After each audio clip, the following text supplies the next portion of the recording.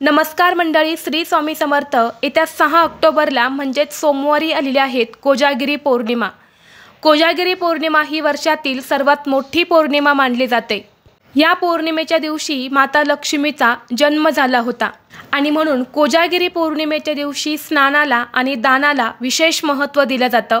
या कोजागिरी पौर्णिमेच्या दिवशी गंगेच्या पाण्यामध्ये माता लक्ष्मीचं वास्तव्य असतं, म्हणून अनेक जण पवित्र गंगेवरती जाऊन स्नान करत असतात। परंतु सर्वांनाच हे स्नान करणं शक्य होत नाही आणि म्हणून आपल्याला घरच्या घरीच अंघोळीच्या पाण्यामध्ये ही एक वस्तू टाकायची आहे, जेणेकरून माता लक्ष्मीचा आशीर्वाद हा आपल्याला प्राप्त होईल, श्रीमंतीचे योग येतील आणि जीवनातील सर्व शत्रू, अडचणी, त्रास हे दूर होऊन आपली कितीही कठीणातील कठीण इच्छा ही पूर्ण होईल।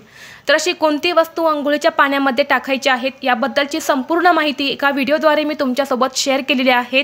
तो व्हिडिओ पाहण्यासाठी या व्हिडिओच्या खाली जो छोटा त्रिकोण दिसत आहे त्या त्रिकोणावरती तुम्ही क्लिक करा, म्हणजे योग्य ती माहिती तुमच्यापर्यंत येईल।